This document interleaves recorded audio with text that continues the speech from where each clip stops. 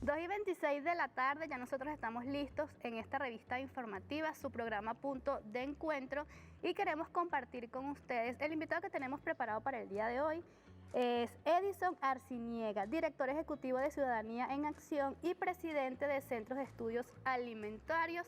Bienvenidos a esta revista informativa. Qué gusto poder contar con su grata presencia en este espacio para conversar y debatir sobre diferentes puntos que buscan el desarrollo para el pueblo venezolano. ¿Cómo estás? Feliz tarde. Muy bien, voy a pedir permiso para quitarme el tapabocas.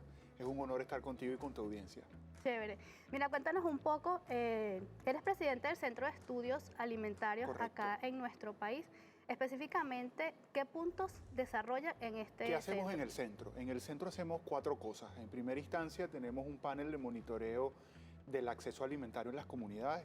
Monitoreamos 590 comunidades, por lo tanto tenemos más o menos una idea A nivel nacional, estadísticamente representativo de cuántos alimentos llegan, a quiénes llegan, cómo llegan, dónde adquieren, cuánto pesa el CLAP, cuánto pesan los comos proteicos, cuánto adquiere la gente en el sistema de mercado. Otra cosa que hacemos es hacer inteligencia de mercado para saber cuántos alimentos efectivamente hay disponibles en el mercado finalmente, y hacemos ejercicios de consultoría tanto a los actores primarios como a los actores comerciales. Somos una agencia de inteligencia de mercado y tenemos interés en apoyar el desarrollo del sistema alimentario nacional.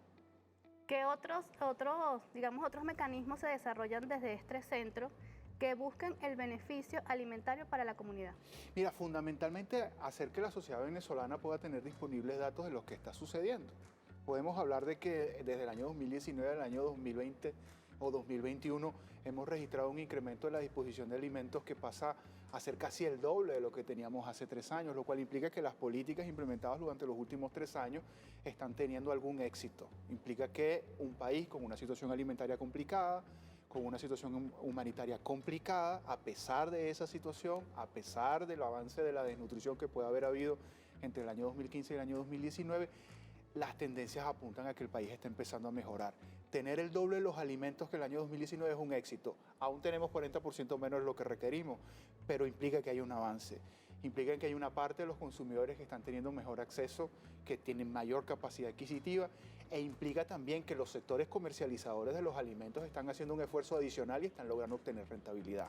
Eso implica que las tendencias del país para el año 2022 o 2023, si las inercias actuales se mantienen, si no se presentan situaciones sobrevenidas, si no se agrava aún más el contexto interno o externo, son a que el país supere su situación humanitaria complicada o compleja. ¿Ustedes tienen comunicación o relación con empresarios privados referentes al área de alimentación? Sí, claro, nuestra razón de ser es prestarle asesoría al sector privado. Acompañamos a algunos gremios, hemos acompañado parte de los procesos de diálogo del sector empresarial con el Estado. Entendemos que debería de avanzarse hacia logros y concreciones que permitan relanzar el sistema alimentario nacional. Aquí hay 3 grandes aristas a ser trabajadas en el sistema alimentario nacional. Por un lado, necesitamos construir confianza. Confianza, como la vas oyendo, viene de fianza. Fianza viene de fe. Necesitamos fe. ¿Qué fe? La Biblia dice que es la expectativa segura de las cosas que no se ven. Necesitamos que el empresariado venezolano pueda tener fe en su Estado y que el Estado venezolano pueda tener fe en su empresariado. Eso implica gestos. Eso implica dejar atrás algunas circunstancias de conflicto precedente. Lo segundo que necesitamos, y eso en el caso de Venezuela implica reafirmar los derechos de propiedad y la seguridad jurídica. Igualmente implica construir una política comercial que privilegie al consumidor. Una de las cosas buenas que ha pasado en los últimos 3 años es que producto de la libre fijación de precios, hoy en Venezuela no hay desabastecimientos y hay precios competitivos, y paradójicamente estos precios libres han implicado que más consumidores accesen a los precios. Eso es lo que debería de suceder en términos generales, eso es lo que necesitamos que se profundice.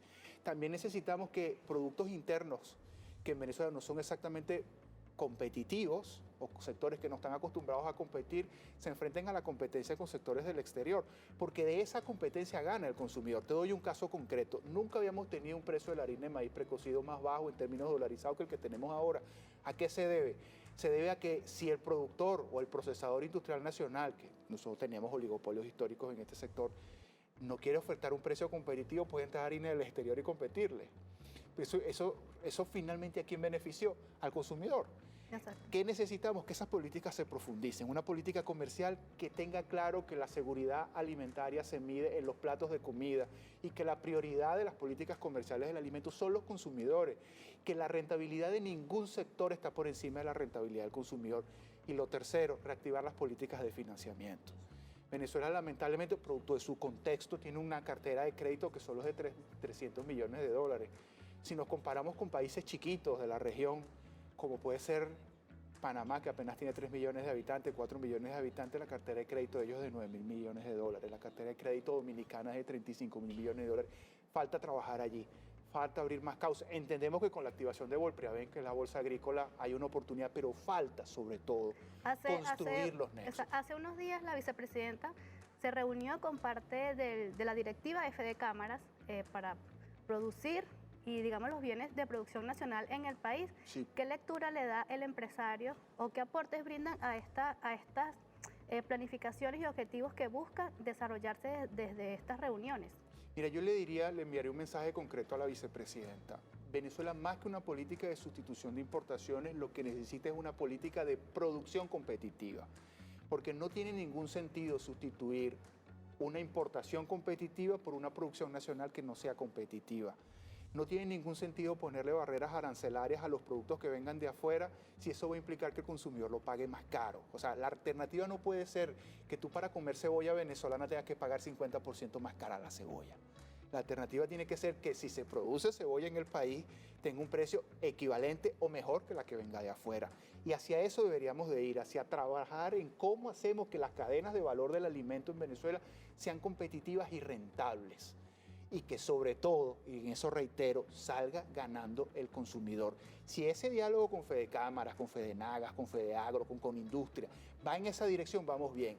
Si ese diálogo va en la dirección de más proteccionismo, pues entonces va a perder el consumidor, entonces no iríamos bien. Yo creo que es un buen gesto los encuentros que se vienen dando entre la Vicepresidencia de la República, el Ministerio de Finanzas, el conjunto de ministerios del ramo económico y el empresariado, son una buena señal, al igual que son una buena señal las reuniones con el Parlamento Nacional, pero hacen falta concreciones. Hay dos grandes tipos de bienes y de logros, por consiguiente, los bienes intangibles y los bienes tangibles. ¿Cuáles son los intangibles? La confianza, la cercanía, los contactos, las relaciones, el hecho de que podamos construir interlocución. Estos últimos 6 meses han sido maravillosos en términos de construcción de bienes intangibles. Yo puedo comprender que hoy el presidente de Fedecámaras puede escribir un WhatsApp y la vicepresidenta se lo lea. Puede entender que hoy pueda el presidente de Fedenagas abrir su teléfono y llamar a un diputado y lo va a atender. Esos son bienes intangibles muy valiosos porque los bienes intangibles priman sobre los bienes tangibles. Nadie va a hacer negocio con alguien que no confía. Eso implica que hay un avance en la confianza, pero faltan avances. ¿Qué falta en este país en materia legislativa? Hace falta una reforma de la Ley Orgánica de Seguridad Alimentaria. Una nueva ley de seguridad alimentaria que permita normar bien el sistema en condiciones competitivas, admitiendo las dos nociones del alimento, como derecho humano y como bien de mercado. Hace falta una ley de protección penal de la ganadería e inclusive de la seguridad alimentaria, porque hay delitos contra la alimentación. Hace falta reformas en el Código Comercial del país. Hacen falta reformas. Entendemos que el gobierno tiene la voluntad, quizás no haya todavía el consenso político para aplicarla, pero hace falta avanzar en esa dirección. Creo que vamos en la ruta correcta, quizás no a la velocidad que queremos, pero necesitamos que se le ponga la velocidad que necesitamos, no la que queremos, pero sí la que necesitamos. ¿Por qué? Porque finalmente lo que necesitamos en Venezuela es que el año 2022, al menos el 2022, sea un año de crecimiento económico.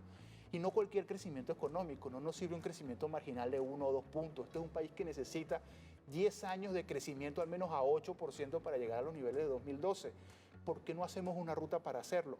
Hace un mes salió el estado del arte de las inversiones global. Nos puntuó muy mal como país. Yo llamaría que ese diálogo económico se centre, uno de los temas que el Consejo Superior de Economía Productiva debería abordar, es cómo hacemos para que, no digo el año que viene, pero al menos en el 2024 el país salga bien puntuado en ese récord, en ese estado del arte de las inversiones que publica el Banco Mundial, porque eso es lo primero que revisa un inversor internacional para venir a un país. Salimos mal, tenemos que estar bien, tenemos que hacer todo lo que podamos hacer, empresarios y Privado, sector público, exacto, para lograrlo, porque al final en este barco vamos todos. Aquí no podemos apostar a que el barco le vaya mal, porque si el barco se hunde nos hundimos con él. Creo que una de las cosas buenas que ha pasado a partir de 2019 es precisamente eso, tanto el Estado ha empezado a comprender que necesita su empresariado, como el empresariado ha empezado a comprender que necesita su Estado.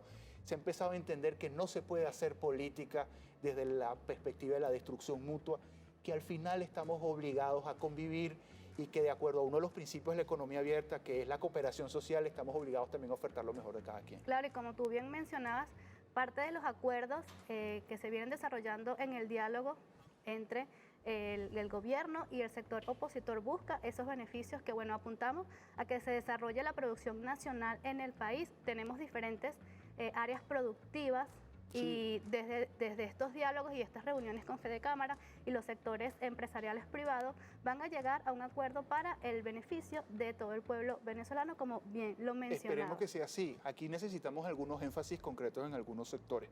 Por ejemplo, en este momento en Venezuela hay cerca de 2 millones de litros de leche sin encaje comercial.